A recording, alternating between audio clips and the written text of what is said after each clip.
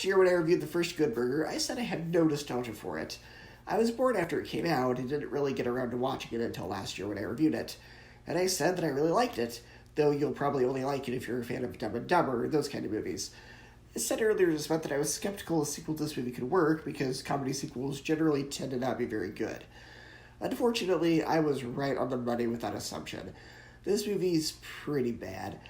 It's not the worst movie I've seen this year, but my thoughts on it are not very kind. What works about it is Kenan Thompson and Kel Mitchell return to their roles pretty naturally. It doesn't really feel like any time has passed, but that's also a huge problem.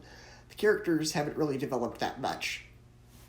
Kel still plays the idiot, Kenan still plays the straight man, and there are only so many jokes you can do with that setup. Especially because this is based on a sketch from a 90s show, so it gets pretty irritating pretty quickly.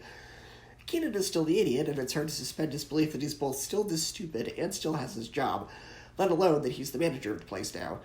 I can understand him being an idiot in the first one because he's a teenager, but over 20 years have passed and he hasn't changed.